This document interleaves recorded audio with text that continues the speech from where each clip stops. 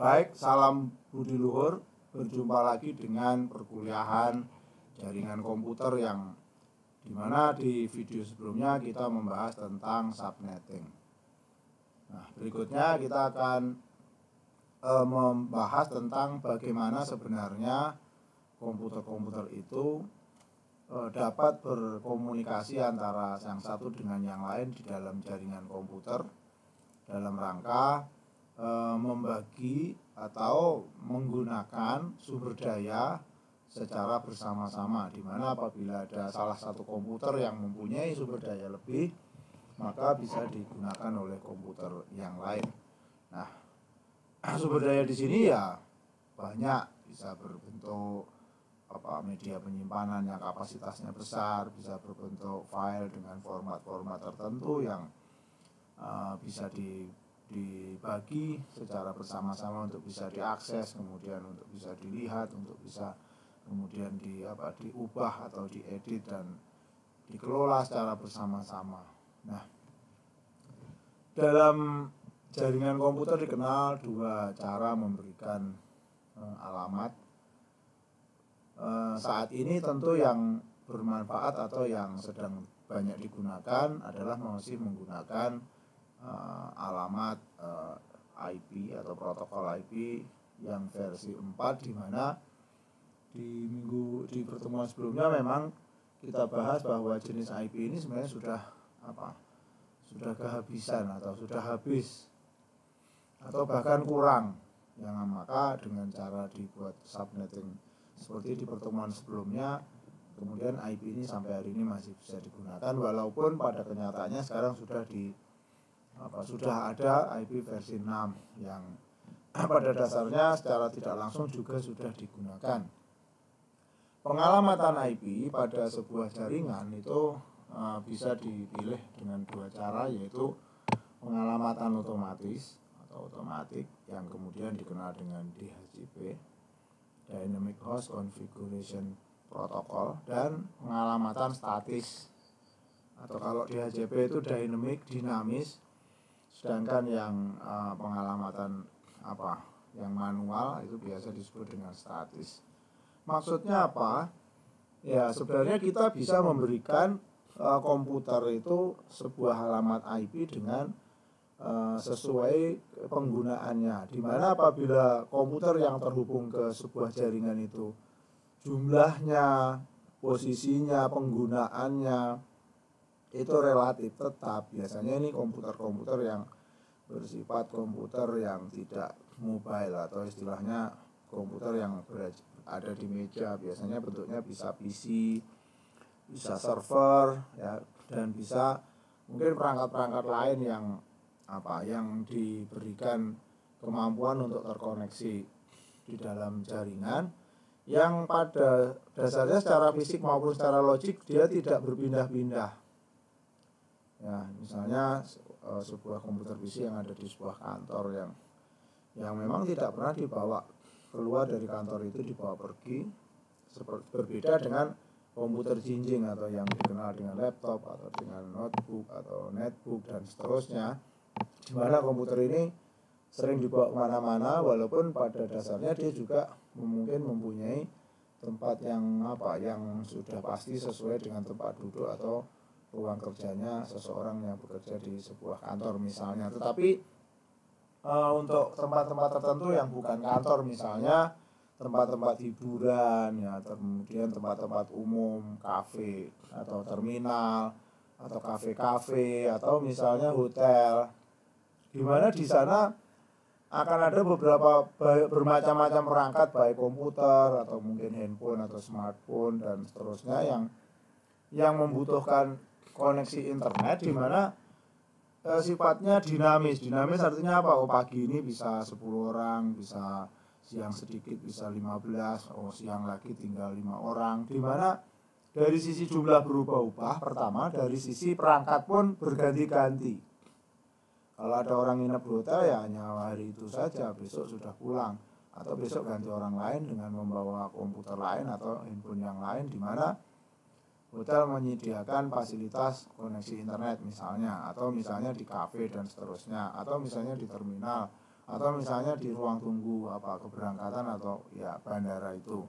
Maka dengan jumlah perangkat yang berubah-ubah dan perangkatnya pun berbeda-beda, berganti-ganti, maka apabila alamat IP itu diberikan secara statis, artinya harus tentukan satu-satu, kemudian dibuat, diketik satu-satu, maka akan sangat betapa repotnya, di mana orang itu koneksinya juga hanya sementara, bisa sambil menunggu 10 menit, paling lama 1 jam dan seterusnya, dan setelah itu dia pergi dan kita harus menghapus lagi atau mengganti lagi untuk perangkat yang lain dan seterusnya. Sehingga metode DHCP ini memang secara fungsi mungkin lebih ditujukan kepada penggunaan koneksi, di mana koneksinya itu memang cenderung berubah-ubah atau dynamic. Maka sesuai namanya ya Dynamic Host Configuration Protocol. Nah, prinsipnya seperti apa? Ya, prinsipnya adalah pengalamatan IP yang berbasis pada arsitektur klien atau server. Artinya apa? Alamat IP itu bisa diperoleh dengan 2 cara, yaitu komputer kliennya itu yang berusaha meminta, yang biasanya misalnya ada sebuah router atau server, maka ya perangkat yang akan ingin mendapatkan IP itu di sana akan bisa menggunakan software atau semacam tools yang namanya client server, yang kemudian dengan aktif bertanya kepada server atau kepada router bahwa saya ingin konektivitas, tetapi saya ini minta alamat atau minta IP-nya, kira-kira seperti itu. Ya, sehingga nanti server akan merespon apabila masih tersedia IP yang belum digunakan pada segmen itu atau pada LAN tersebut di mana server itu ada, maka server dengan otomatis juga akan memberikan. Itu cara pertama. Cara kedua adalah memang dengan menggunakan DHCP server. Nah, ini DHCP server ini bagaimana? Terbalik. DHCP server itu sifatnya adalah server yang akan aktif melihat-lihat di jaringan, di mana kalau apabila ada perangkat atau ada misalnya komputer atau misalnya handphone yang tiba-tiba hadir di area jangkauan jaringan itu, baik menggunakan kabel maupun nirkabel atau wireless, maka secara aktif si DHCP server ini akan menawarkan kepada perangkat-perangkat itu, dan apabila perangkat itu memenuhi syarat dan seterusnya, dengan catatan juga memang IP itu masih belum digunakan oleh perangkat lain, maka kemudian IP itu akan diberikan kepada perangkat yang baru datang tadi. Nah, ada seperti apa protokol? Ya, kalau kita lihat seperti supaya kenapa kalau DHCP supaya mudah, orang ganti-ganti, jumlahnya ganti-ganti, enggak repot-repot. Begitu orangnya pergi, bisa dengan otomatis diberikan kepada perangkat yang lain yang baru datang. Nah, dalam prakteknya ya ini sudah jauh lebih banyak digunakan daripada yang statis.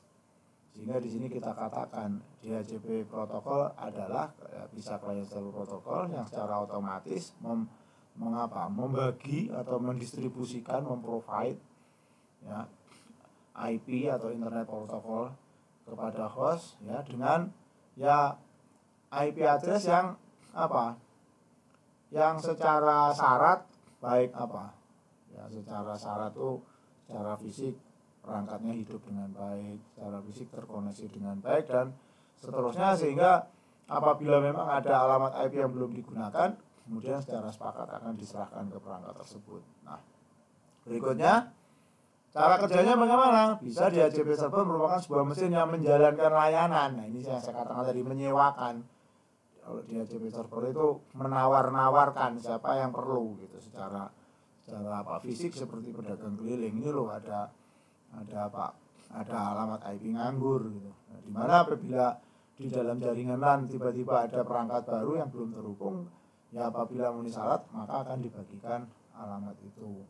Nah, selanjutnya kalau DHCP klien bagaimana? Terbalik, merupakan mesin klien yang menjalankan perangkat lunak klien, di mana DHCP memungkinkan mereka untuk dapat berkomunikasi dengan server. Jadi klien ini nanya ke server, apakah ada IP yang belum digunakan. Nah, maka terjadilah komunikasi tadi, sehingga jika terpenuhi syarat, barangnya ada, belum digunakan, secara fisik terkoneksi, maka IP itu bisa diberikan oleh DHCP server. Nah, DHCP server umumnya memiliki sekumpulan alamat yang diizinkan untuk didistribusikan kepada klien yang biasanya disebut dengan DHCP pool. Nah, sebenarnya DHCP server justru bisa ngatur berapa sih alamat IP yang nanti secara otomatis bisa diberikan kepada klien-klien baru atau perangkat-perangkat baru yang ada di dalam jaringan, yang tercover oleh jaringan. Apakah mau semua yang ada di segmen atau di jaringan itu bisa diberikan otomatis? Ya silahkan saja, karena ini toh bisa diatur. Kalau misalnya kita punya 100 tapi yang 50 sudah digunakan untuk komputer internal, sementara yang 50 disediakan untuk tamu, ya bisa saja. Atau yang untuk tamu 10 saja, ya enggak masalah. Kira-kira seperti itu. Nah, jumlah IP yang dialokasikan untuk diberikan kepada klien-klien baru secara otomatis itu namanya DHCP pool. Nah, nanti prakteknya kita juga bisa melihat. Nah, selanjutnya cara bekerjanya bagaimana? Ya biasa saja. Di awal klien itu istilahnya bertanya kepada server. Nah, kemudian kalau servernya memang ada atau ternyata saya ada, saya sebagai server, maka klien minta apakah masih ada IP yang bisa kita pakai. Maka akhirnya apabila memang masih ada, maka akhirnya akan diberikan dan kemudian terjadi koneksi. Kira-kira seperti itu. Ya seperti orang melihat barang mau dibeli, kalau ada ya sepakat transaksi, kira-kira demikian seterusnya. Nah, kenapa harus pakai DHCP? Ya supaya lebih mudah tadi, secara otomatis orangnya bisa siapa saja yang datang, ya, kemudian orangnya ganti orang lain lagi, perangkatnya lain lagi, ya secara otomatis bisa terhubung, dan secara otomatis juga bisa terputus pada saat orangnya meninggalkan area atau perangkat meninggalkan area, kemudian datang perangkat baru atau orang baru, maka secara otomatis antara DHCP klien dan DHCP server itu bisa bekerja secara otomatis. Nah, keuntungannya apa? Ya keuntungannya terjadi apa? Ya terjadinya kita tidak terlalu sering atau tidak terlalu disibukkan untuk melakukan konfigurasi secara manual, di mana manual ini biasanya bisa sering terjadi error dalam kata ya karena sangat dinamis, perangkatnya ganti-ganti dan seterusnya, ya ini akan membutuhkan effort atau membutuhkan energi yang cukup besar, dan itu pun akan kemungkinan kesalahannya tinggi.